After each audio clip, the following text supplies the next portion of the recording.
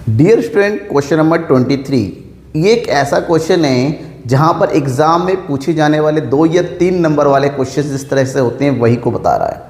यहाँ पर हम फॉरफीचर एंड रिसोर्स से संबंधित क्वेश्चन को करेंगे।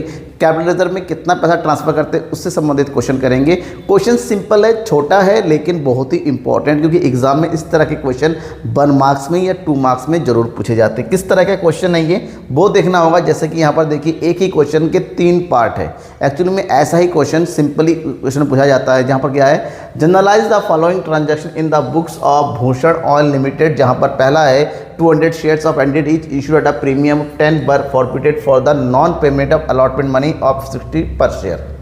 अगला दे रखा है 150 shares of 10 each issued at a premium of 4 per share payable with the allotment but forfeited non-payment of allotment money। इस तरह से ये 3 छोटे छोटे क्वेश्चन है, तीनों क्वेश्चन को करना होगा। यहाँ पर ध्यान में रखना, आपको केवल फॉरफीचर, रीइश्यू और कैपिटल रिजर्व 3 एंट्री ही करनी होगी, जैसा कि क्वेश्चन में बताया जा रहा है। शुरुआत करेंगे पहले पार्ट से, 23 का पार्ट नंबर 1। ये जो क्वेश्चन है यहाँ पर ध्यान में रखिएगा, क्वेश्चन को पहले पढ़ के समझिए कि क्वेश्चन में ही 50% से ज़्यादा इंफॉर्मेशन दिया गया है, आपको खाली उसको एंट्री में कन्वर्ट करना होगा। 200 शेयर्स ऑफ 100 ईच, 200 शेयर है 100 रुपये के हिसाब से, issued at a premium of 10, इसका मतलब होता है 110 रुपये में इशू किया गया, but forfeited for non payment of allotment money of 60। जहां पर अलॉटमेंट मनी उसने पेमेंट नहीं किया। अलॉटमेंट मनी 60 है। नॉर्मली जो प्रीमियम होता है अलॉटमेंट में जुड़ा होता है, तो अलॉटमेंट का कितना पैसा हो जाएगा, 50 + 10, और अलॉटमेंट में प्रीमियम जुड़ा है और प्रीमियम आया नहीं। जैसे कि पहले क्वेश्चन में बताया था, जब प्रीमियम का अमाउंट नहीं आता है तो और फॉरफीचर करना है, तो फॉरफीचर में सिक्योरिटी प्रीमियम का उतना ही पैसा, कितना, 200 × 10 कर देंगे और रिटर्न अप कर देंगे, डेबिट कर देंगे। कहने का मतलब ये हुआ। क्वेश्चन है the first and final call of 20 पर share, this shares were not made. First and final call का 20 रुपये मांगा नहीं गया है। इसका मतलब वो होता है कि 100 रुपये का शेयर है, 50 रुपये दिया नहीं है और 20 रुपये मांगा नहीं है, तो बचा कितना, 30 रुपये एप्लीकेशन का है, और यही पैसा उसका फॉरफिट हो जाएगा, क्योंकि यही पैसा उसने जमा कर दिया है। फॉरफिट हो गया। Forfeit this share and reissue 70 पर शेयर एज फुल्ली पेड। बाद में रीइश्यू भी कर दिया गया। समझ में आ गया। 100 रुपये में से 60 रुपये, यानी कि 110 रुपये में 60 रुपये, तो 10 रुपये तो निकाल दो प्रीमियम का। 100 रुपये में से 50 रुपये नहीं आया है, 20 रुपये मांगा नहीं है, बचा 30 रुपये जो आ चुका है। तो एंट्री क्या करेंगे, एंट्री की शुरुआत करते हैं कहाँ से, share capital, share capital account debit. Number of share is 200 share, 20 call नहीं किया है, तो यानी कि 80 कॉल किया है, 8 दूनी 16, तो कितना जाएगा, 16,000 रुपये। सिक्योरिटी प्रीमियम नहीं आया है, तो सिक्योरिटी प्रीमियम रिजर्व कितना अमाउंट से, 200 × 10 कितना हो जाएगा, डेबिट 2000 रुपीज़। जब सिक्योरिटी प्रीमियम का अमाउंट नहीं आता है तो वो राइट अप, क्योंकि सिक्योरिटी प्रीमियम नॉर्मली होता है क्रेडिट, रिटर्न अप करने का मतलब होता है, उसको कर देंगे डेबिट।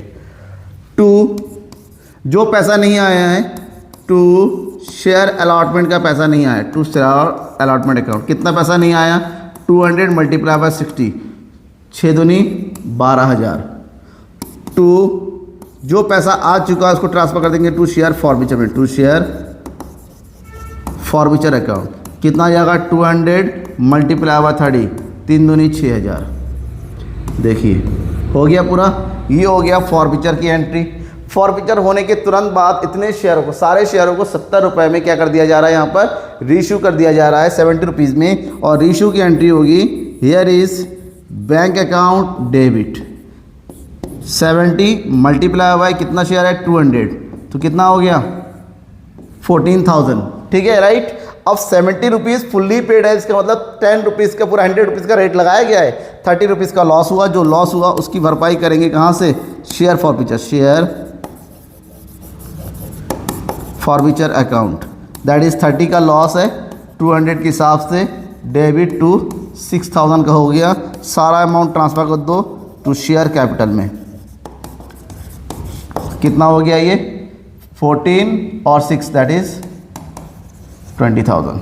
ये हो गया कंप्लीट। अब तीसरी एंट्री होती है कैपिटल रिजर्व की। अब देखिए फॉरफीचर हमारा 6000 हुआ, लॉस को रिकवर भी 6000 हुआ, तो हमारे पास बैलेंस कितना बचा है? जीरो। जब बैलेंस होता है तो उस जीरो होता है, इसका मतलब कैपिटल रिजर्व में कुछ भी अमाउंट नहीं होगा। तो यहाँ पर कैपिटल रिजर्व इज क्या हो जाएगा? नील।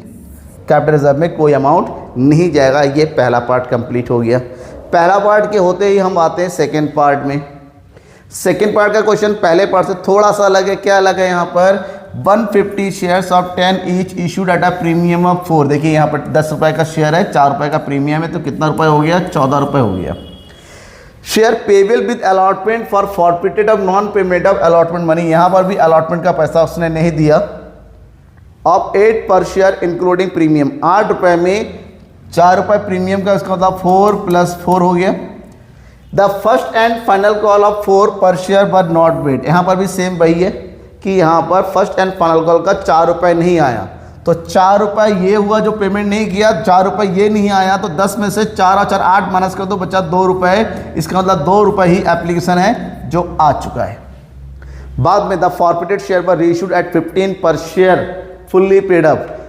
15 रुपये पर शेयर के हिसाब से इशू कर दिया। 10 रुपये का शेयर है, 15 रुपये में इशू करेंगे, 5 रुपये का रीइश्यू का प्रीमियम है। चलो उसको फॉरफिट करने की एंट्री करते हैं, बाद में रीइश्यू की एंट्री करेंगे। फॉरफिट की एंट्री क्या हो जाएगी? That is share capital account debit. कितना पैसा जाएगा शेयर कैपिटल में? 150 शेयर से 4 रुपये कॉल किया नहीं गया, बचा 6 रुपये, तो 6 से मल्टीप्लाई करेंगे, 15 छक्का 90। इसका मतलब ये हो गया आपके पास कितना? 900 रुपीज़। ओके, क्योंकि उसने प्रीमियम का पैसा नहीं दिया, तो सिक्योरिटी प्रीमियम रिजर्व को भी हम क्या कर देंगे? डेबिट कर देंगे। अकाउंट कितना हो जाएगा? 150 मल्टीप्लाई बाय 4, 15 चौको 60, कितना हो जाएगा? 600 रुपये। ठीक है। टू शेयर अलॉटमेंट का पैसा नहीं आया, तो शेयर अलॉटमेंट अकाउंट कितना पैसा नहीं आया? 150 मल्टीप्लाई बाई 8, 15 × 120, 1200 रुपये नहीं आया है। तो जो आ चुका उसको ट्रांसफ़र कर दो शेयर फॉरफीचर में। शेयर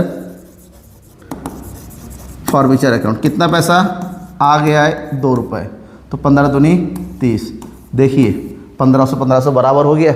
बाद में इसको रीइश्यू किया जा रहा है 15 रुपये से। 10 रुपये का शेयर है, 15 रुपये की 5 रुपये का प्रीमियम हुआ, तो रीइश्यू करने की एंट्री करेंगे। Here is bank account debit.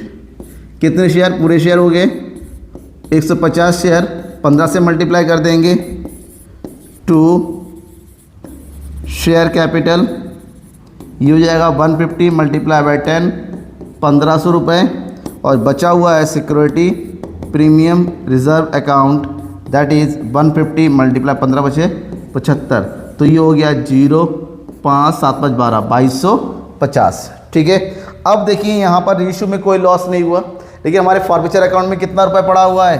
300 rupees पड़ा हुआ है। तो ये 300 का 300 हमारा ट्रांसफ़र हो जाएगा कैपिटल रिजर्व में, और कैपिटल रिजर्व की एंट्री करेंगे यहाँ पर। ये हो जाएगा शेयर फॉरफीचर अकाउंट डेबिट। कितना हो गया? 300, और सारा का सारा चला जाएगा capital reserve account, this one 300। Right. ये क्वेश्चन भी सॉल्व हो गया। डाउट होता है, मैं हूं आपके डाउट को सॉल्व करने के। कमेंट बॉक्स में अपने डाउट को जरूर बताइएगा। कैलकुलेशन मिस्टेक है वो भी बताइएगा, क्योंकि लाइव क्या हो रहा है, तो कैलकुलेशन मिस्टेक उतना हो सकता है, मे भी पॉसिबल हो, क्योंकि ह्यूमन एरर से आ सकता है। अब लास्ट पार्ट इस क्वेश्चन का। लास्ट पार्ट में क्या जा रहा है? 400 शेयर्स ऑफ 50 ईच, 400 शेयर है, 50 रुपये ईच है, इशूड एट पार, कोई प्रीमियम विरम नहीं, यहाँ पर आसान हो गया। Forfeited for non payment of final call of 10 rupees. 50 में से 10 रुपये नहीं आया, इसका मतलब 40 रुपये उसका आ चुका है, 10 रुपये नहीं आया है। This share bar reissued at 45 per share fully paid up. 45 rupees में इसको रीइश्यू कर दिया, 5 रुपये का लॉस हुआ। क्लियर। यहाँ पर भी पूरा कोई दिक्कत नहीं है, क्योंकि फाइनल कॉल का पैसा नहीं आया, मतलब पूरा कॉल किया गया है। तो पूरा कॉल किया गया, एंट्री करो first. Share capital account debit कितना है? 400 शेयर है, 50 रुपये पूरा कॉल किया, तो 5 चौके 20 और 3 जीरो, यानी कि 20,000 रुपये। कोई प्रीमियम नहीं है यहाँ पर, तो हटा दो उसको। 2 कौन सा पैसा नहीं आया? शेयर फाइनल कॉल का पैसा नहीं आया। फाइनल कॉल का कितना पैसा नहीं आया?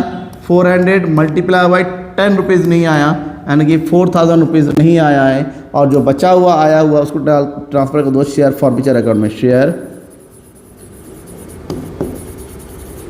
फॉरफीचर अकाउंट में 10 रुपये नहीं आया है, इसका मतलब बाकी पूरा का पूरा 40 रुपये आ चुका है, 16।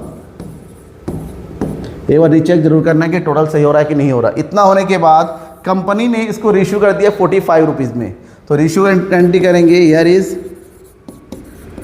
बैंक अकाउंट डेबिट, रिश्यू कर दिया गया 400 शेयरों को पूरा 45 रुपये के हिसाब से।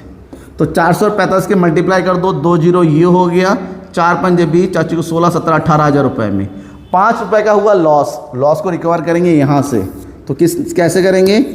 शेयर फॉरफीचर अकाउंट से, शेयर फॉरफीचर अकाउंट, ठीक है ना। कितना हो जाएगा?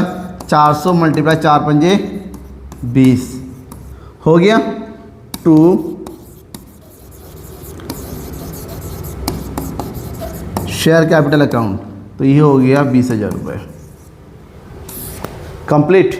Now the last entry capital reserve में, देखिए 16,000 चला गया था फॉरफीचर में, 16,000 में से 2,000 को हमने रिकवर कर लिया, ठीक है ना, मतलब हमारा यूज़ हो गया। बचा कितना? 16,000 में से 2,000 माइनस को, तो बचेगा कितना? 14,000। 14,000 को ट्रांसफर कर दो कैपिटल रिजर्व में, तो ये हो गया शेयर फॉरफीचर अकाउंट डेबिट। कितना? 16 माइनस 2 यानी कि 14, टू कैपिटल रिजर्व अकाउंट।